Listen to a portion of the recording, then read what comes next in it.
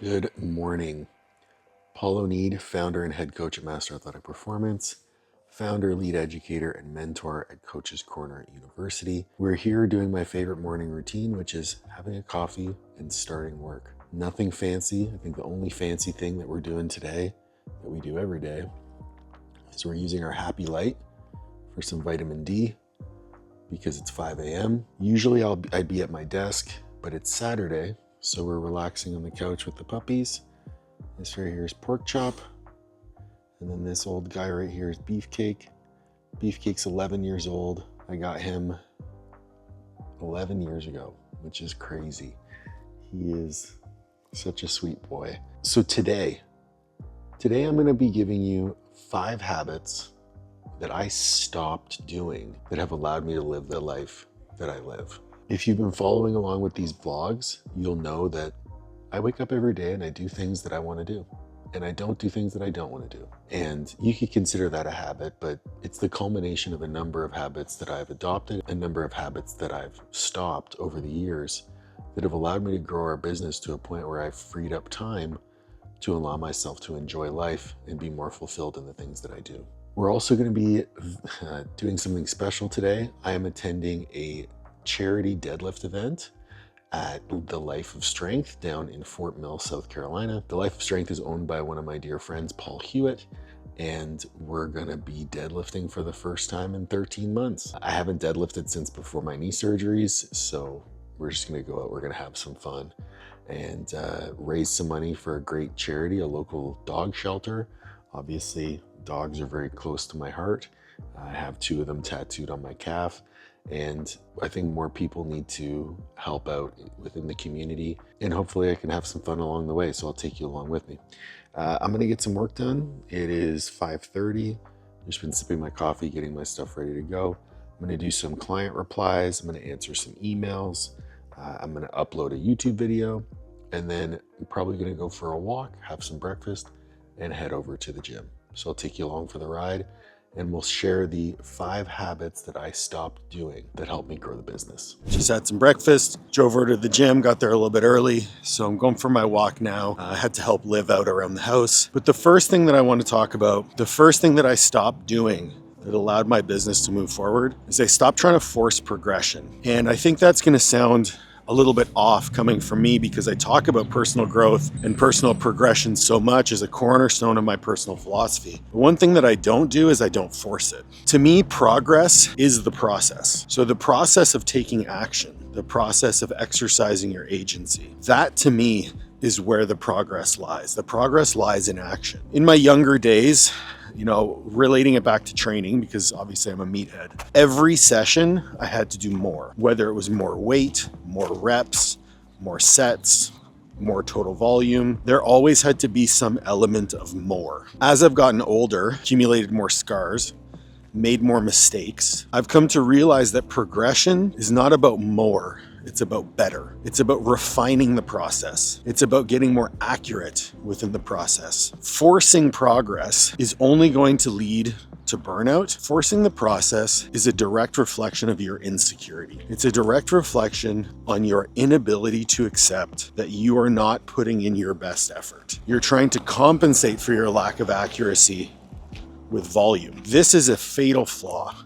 It's going to nip you in the butt, and it will always result in a backstep. And when we talk about progress as the process, you cannot have backsteps. Everything that you do needs to be a step forward in some capacity. I had a fantastic conversation with one of my mentees yesterday, and he was discussing how he set this goal of doing 75 days in a row, completing a specific amount of tasks every day. And so for him, his main push was on customer acquisition. So he said, I'm going to do these, I believe it was 10 tasks every single day for 75 days. And he had had some tremendous success. We're at day 15. He's been consistent every single day. And I believe he's already signed 4 new clients, which is amazing. His goal is 40, and he's only 4 clients away from that goal. Now, I was on board with it. I was on board with the plan, but I knew full well that he would burn out. I didn't know when. It was more of a question of if, because his His 10 tasks every day were very substantial. He messaged me yesterday. He said, "Hey man, it's been 15 days and I feel the burnout coming. What do I do?" And my response was, you need to take a break. But to him, taking a break felt like failure. It felt like he didn't achieve his 75 days. And I said, well, what if you built in that break into your schedule? What if you scheduled an afternoon off to go spend with your dog or spend with your family? What if you scheduled the time off? Would that be a failure? And he said, well, no, because I planned for it. And that is accuracy.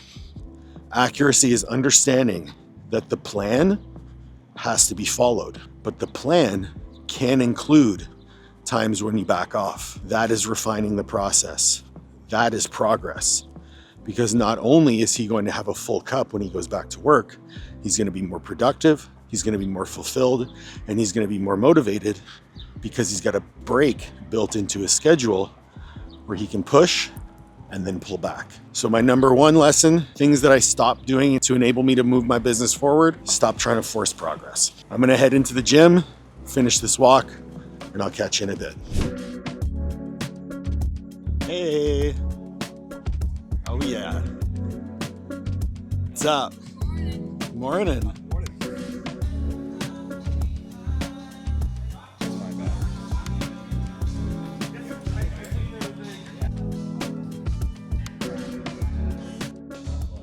What's up, guys? So we are here at the Life of Strength in Fort Mill, South Carolina. This gym's owned by a close friend of mine, Paul Hewitt.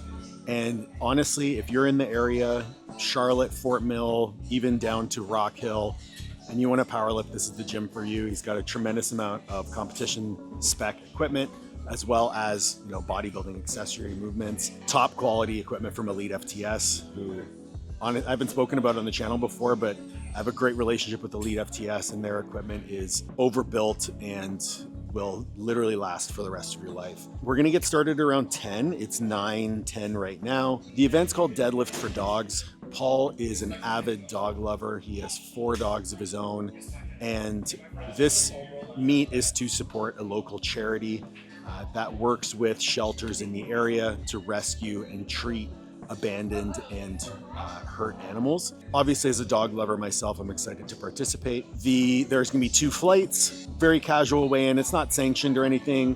I weighed in fully clothed with my shoes on at 222.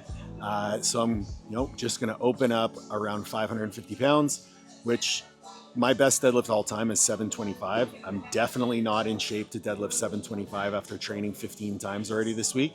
But we're gonna have fun. I also haven't deadlifted in 13 months. There's a few vendors here, so we'll get to see some local businesses. I actually just signed up to get some treatment from a local physical therapist, and then we're gonna get into the deadlifting. I'll also get with Paul and have him explain a little bit more about the charity, and then we'll get on with the day. I still have a ruck to do. I still have an isometric workout to do that I'll probably push to tomorrow, especially after deadlifting. But we're gonna have some fun. We're gonna raise some money. I actually just donated an additional $100 to Paul cash for the charity, just aside from my registration fee I wanted to contribute. And we're gonna have some fun. I love doing things like this, and I actually got away from doing it when I was competing at a high level because honestly I didn't want to impact my own training, which is very selfish. And ultimately, while I'm not famous by any means, people know who I am. I have a good following, and if I can bring more awareness to a charity that is close to my heart, close to Paul's heart, and help the community of his gym, I should probably do that. The people here are amazing. Everyone is super kind, and I'm looking forward to having an awesome day lifting some weights outside in the sun.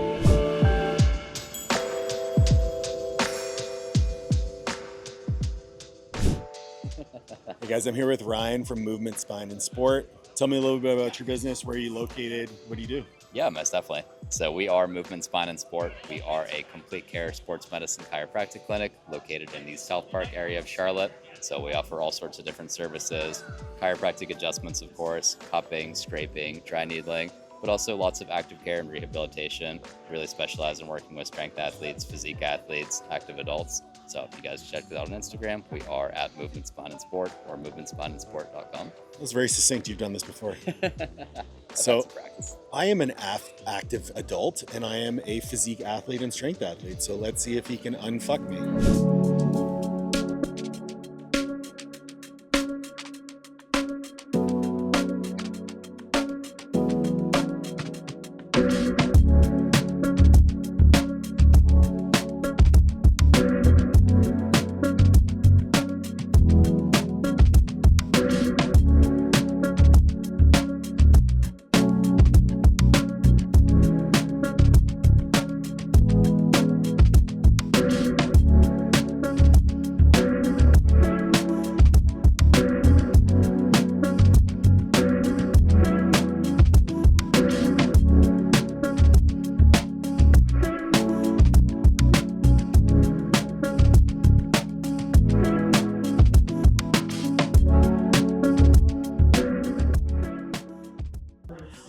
It is 9:45, feeling nice and limber from Ryan.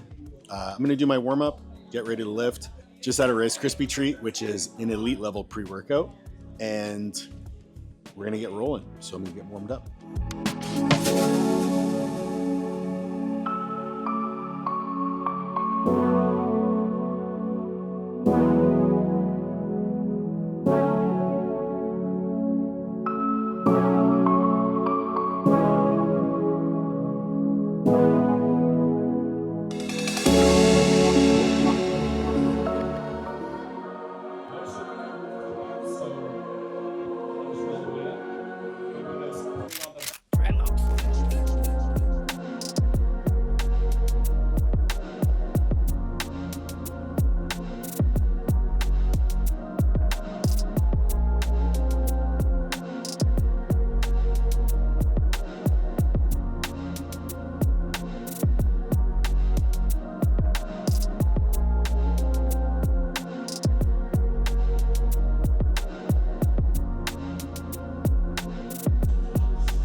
So we're right about to get started. It's 10 o'clock.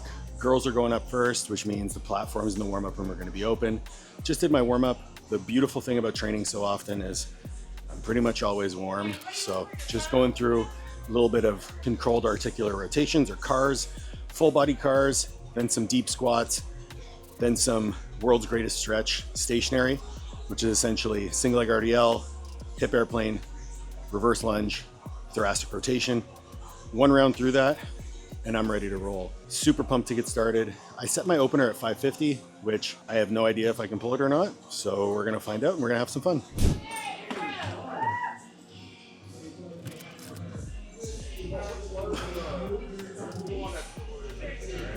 I have no idea. I don't know.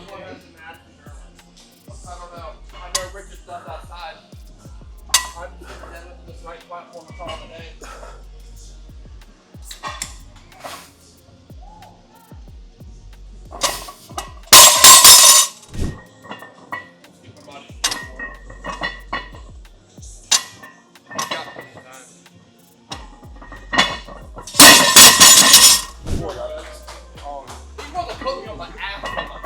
So fresh out of the box, you turn 8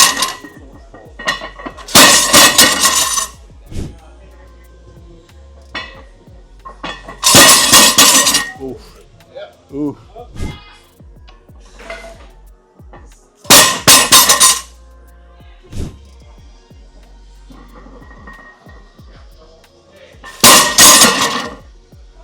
That was kind of slow. I don't know how this is gonna go. Oh yeah! Oh yeah! Let's hear it for that one, folks. Y'all gotta be woken up by now. Let's make a little bit more than that. Come on. Thank you.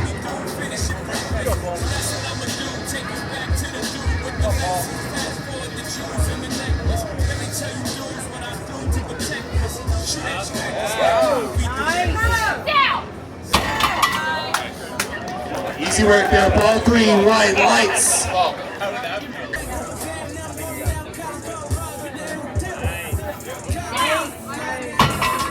What, like it's hard?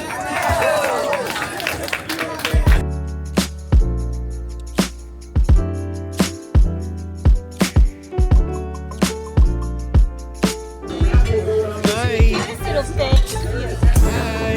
Don't even. Mama. Come on. Yeah, there you go.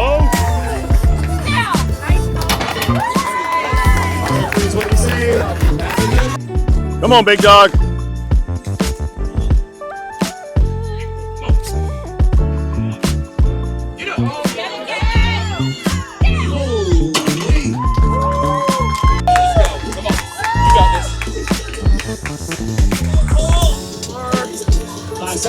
Big pull here, Paul. Let's see it.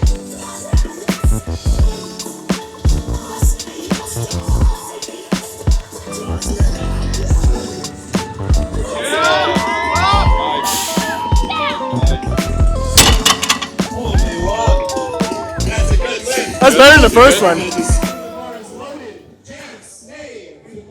Guys, that felt absolutely horrendous, but it was so much fun. That was my second attempt, 575. we're just gonna have some fun. We're gonna cheer people on. We're gonna keep trying to raise more money for dogs and have a great morning. That was so much fun. 570 pounds. Lock it in. Come on, make it move. Big Paul, Mark, stand up. Finish! Finish! It's moving! It's moving! It's moving!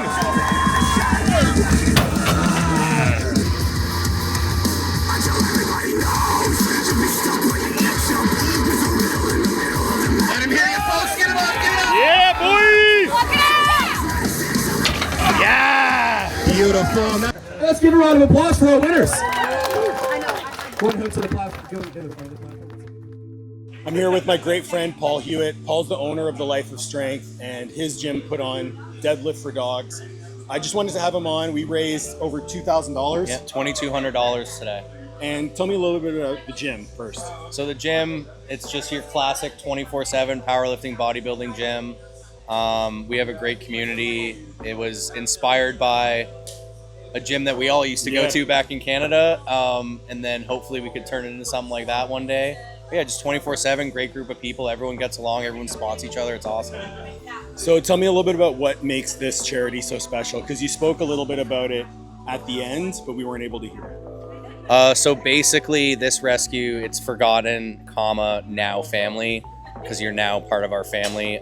They take on cases that not a lot of people want to. So it'll be dogs that were in fighting rings, dogs that were abused, dogs that people gave up on, dumped, needed legs amputated, stuff like that. They're willing to take them on. They're willing to rehab them. Basically, they'll work with some police too. If anything happens, the police call them and they'll come in the middle of the night, rescue those dogs. So they take on the hard cases, and we love them for that, and they just do great work. So this is a really amazing event. The community around here was great. The vibes were solid, and I'm just happy to be here and participate and hopefully bring some attention to much needed charity in the area. Thanks, Paul. Thanks, Paul. Whew. Just finished a ruck. We did 53 minutes and just under 3 miles at 50 pounds. There's a nice little trail by the house, so hopped on there. After the meet, had a meal. Then on the way here, filled up some carbs, and then just brought 25 grams of carbs along with me on the hike. I'm actually really growing to enjoy these rucks. Great way to just turn on a podcast, zone out, and go for a walk in nature. Really, really beautiful. Wanted to take a moment to share number two. The number two thing that I stopped doing that has allowed me to be so successful in business. And the reason I say so successful, I don't make the most money. Our business does very well. We're on pace for, $750,000 this year in gross revenue with Master Athletic Performance. And to me, that's not the measure of success. The measure of success is how much fun I'm having doing it, how close we are to our values as we're doing it. And everything that we do is in alignment with those core values. And that's the reason that we are successful. And one of the reasons that I've been able to do that is that I stopped looking at my time so nonchalantly. Time to me is my most valuable asset. Time can either be spent or it can be invested. And then when you look at time as a non-renewable resource, you are spending time. Time can give back to you. There is a return on investment of your time. Take, for example, my trip to Virginia. I was away from my wife for 5 days. I made sure that every moment of those 5 days was spent investing into our future. The education that I did, the networking that I did, the education that I got, the networking that I did, the content that I recorded. I made sure that every minute of every day was spent investing my time so that when I got back to my wife after being away for 5 days, I had something to show for it. If I wasted my time, if I just spent my time away from my wife when she's 2 weeks out from a show and needed my support, how dare I waste that time? I wake up every day, and if I don't think it's a fuck yes, it's a no. I don't do anything that I don't think will return back to me. Now, does that mean that I don't pour into others? Absolutely not. Because I know for me, service pours into me, right? Helping others pours into me. So when I invest my time, I can invest time in other people. It doesn't mean that my time is just spent purely hedonistically. My time is invested into things that pour back into me. So if you reframe the way that you think about time, you will be more successful. All right, right back where we were this morning. I actually ended up taking a nap, and I felt okay before I took the nap. And then when I woke up from the nap, I'm absolutely crippled, like a friggin' invalid. Today was a really great day of activity. Already at 12,000 steps for the day with the ruck and the powerlifting meet. So much fun. So I'm just sitting down here with my laptop. Got a cold brew coffee. Shout out Costco, Kirkland brand cold brew.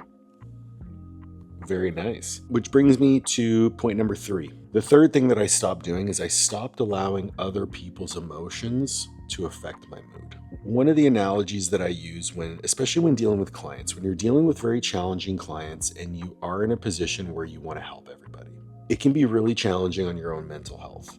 So learning how to hold space for other people and not carrying their bag. I have enough things in my own bag, on my own back, carrying through life. I do not need to be in a position where I'm putting other people's stuff in my bag and carrying that with me. Ultimately, if I believe in my own agency as the thing that I hold most dear, I have to believe that other people have their own agency that they can exercise. My job as a coach, my job as a mentor, is to put other people in the best position possible to exercise their agency. Exercising that agency is all part of my philosophy on using training and nutrition as a vehicle for personal development. The personal development only comes through action. And, bringing back my own personal journey, if I only did things because other people thought that I should, or I only did things in order to make other people happy, that lacks internal motivation.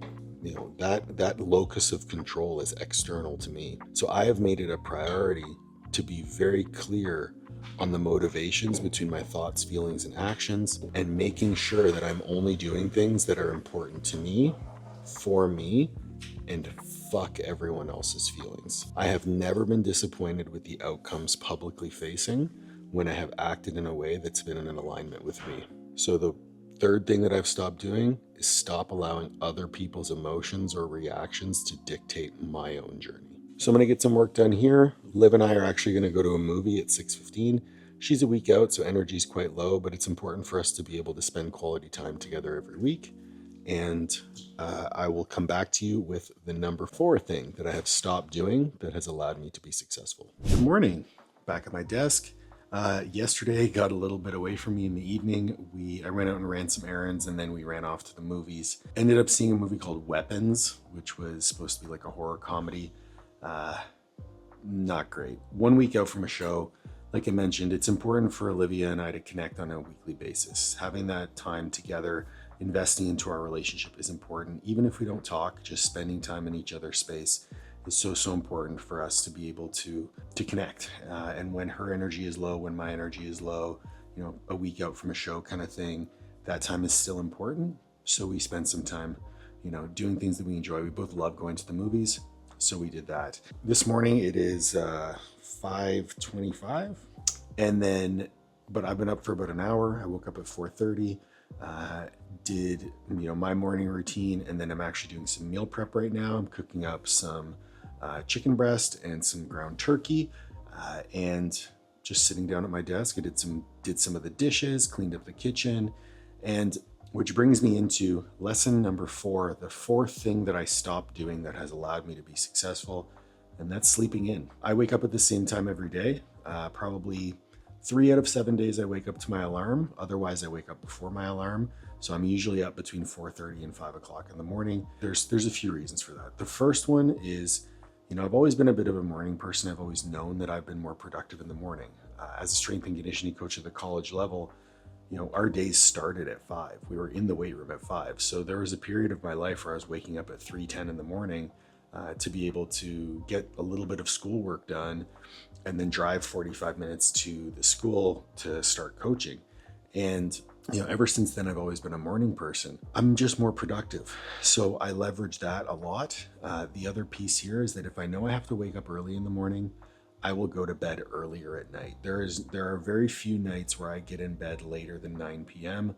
I'm usually asleep between 9:30 and 10, and then I'm up, 4:30, 5 o'clock. So I'm getting between 6.5 to 7 hours of sleep a night. And for me, that works. You may be someone who needs a little bit more sleep, so maybe you set your sleep schedule a little bit differently. But the key here is that having a consistent wake time standardizes your sleep time. And it also, like from a scientific standpoint, it's going to normalize your circadian rhythm and allow you to have better energy levels throughout the day. For me though, it is purely about routine. It's purely about having consistency day to day, knowing what my schedule is going to look like day to day. My day starts when my time stops being mine during the day and I start hopping on calls. So usually that's around 11 a.m. At 11 a.m., I am usually on calls or doing things for other people for the business until about 8:30 p.m. I want to make sure that I have as much time for myself as possible, which means in the morning I need to get in my conditioning, I need to get in my lift, I need to get my food ready for the day. And it's much easier when I have more time to do that. And I make some concessions here and there. I have my happy light that's on beside me to get some vitamin D in the morning.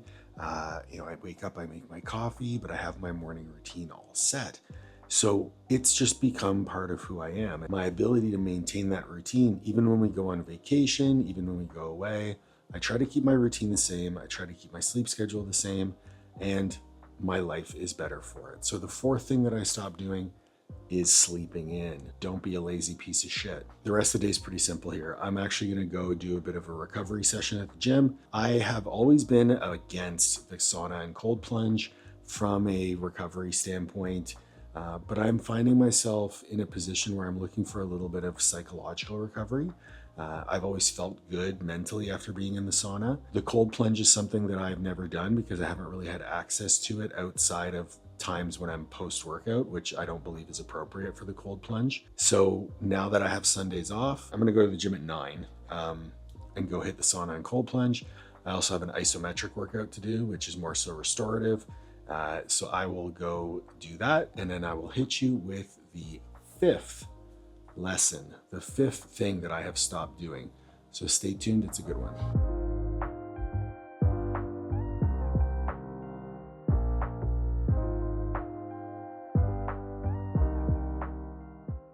Alrighty, just sitting outside the gym, finished up. I ended up not doing my ISO work. I ended up doing actually some functional range conditioning. So for those of you who aren't familiar with FRC, I did what things called pails and rails, which is essentially a isometric hold in a given position. So let's take a couch stretch, for example. I've done this demo on my channel many times before. You go into a couch stretch, you hold the stretch for 30 seconds, and then perform alternating contractions of pushing into the pad or pulling yourself into the stretch for 10 seconds each for 3 rounds, and then hold that stretch for 30 seconds. I did that with couch stretch, with pigeon pose, and with frog pose, and then I did it with a lat stretch, a pec stretch, and a thoracic spine mobility. So just got myself nice and limber. Then I hit the hot tub or the sauna and the cold plunge. I have always been of the mind that the benefits of sauna and cold plunge have been pretty underwhelming in my opinion.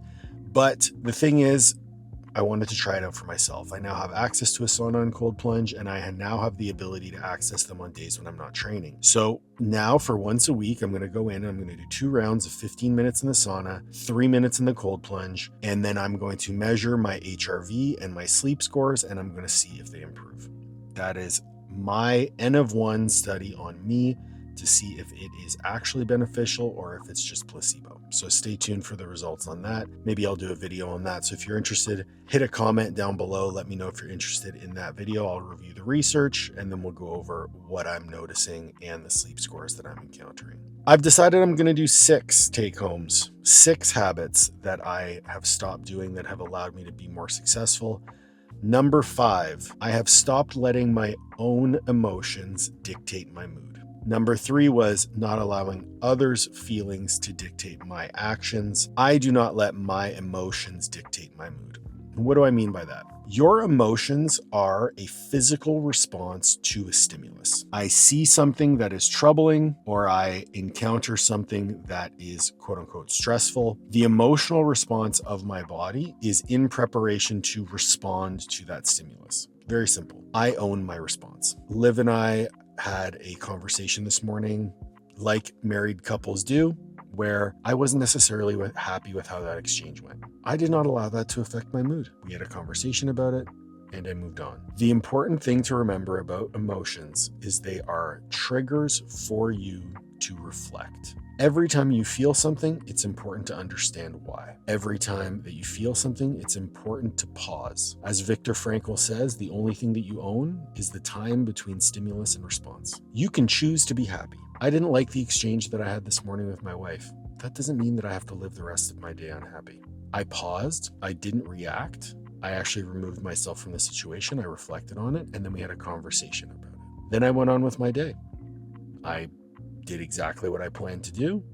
I went and I dropped off the recycling at the recycling center. I came to the gym. I did my workout and my recovery. Now I'm headed to Best Buy to get my stupid fucking keyboard fixed, which is super annoying, but I got to get my work done. So I prepared my meal. I've got my trusty lunchbox right there. Meal is going to be 120 grams of turkey. You'll notice my portion sizes of protein have come down since my bodybuilding prep.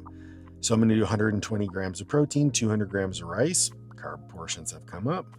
75 grams of avocado and 100 grams of pineapple and some green beans. I'm very excited for it because I'm hungry and I'm looking forward to getting on with my day. I will get with you soon for bonus number 6. Alrighty, that puts an end to the day.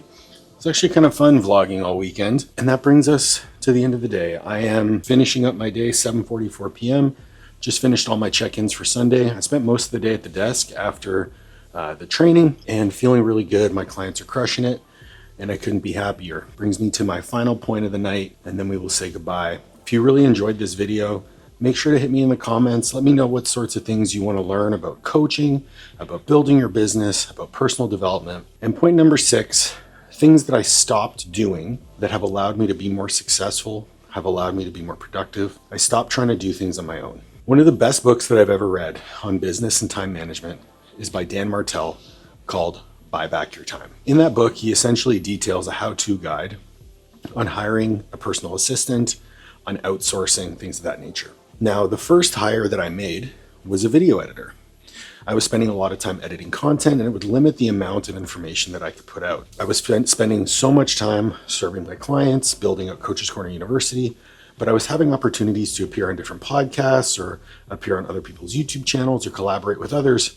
And I was missing out on an opportunity to put out more content because I was spending so much time editing. So what I did is I hired an editor.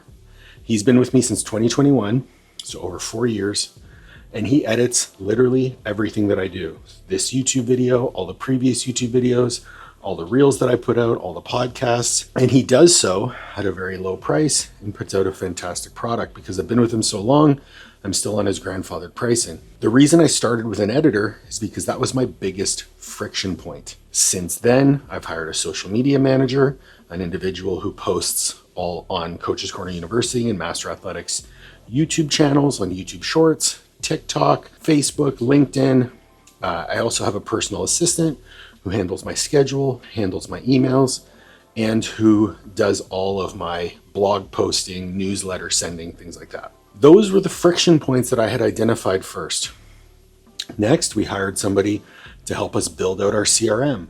So at every point, we identified what the friction points were, and we looked at what are my superpowers? What are the things that only I should be doing? The things that I should be doing are serving my clients, mentoring other coaches, and producing the content, the things that only I can do. As you grow your business, you need to look at time as an investment, as I mentioned before. As I free up more of my time, I'm able to invest more of my time in the service of others, which is returned to me in terms of income. Easiest way to calculate this is figure out how much money your time is worth, figuring out how much you would have to pay someone to replace you, look at the difference and say, hey, will this amount of time be able to yield the appropriate amount of income for me to make this worth it? I would not be in the position I am today without that first hire of the editor. I wouldn't be able to put out as much content in our newsletters, our blogs, our social media channels as I do without my assistance. I cannot stress enough how important it is to outsource early, free up your time so that you can use your superpowers. If you enjoyed this video, please make sure to like, share, subscribe. I would love to hear what you want to hear from me, what you want to learn, and I'm looking forward to putting out more content like this. We'll catch you on the next one.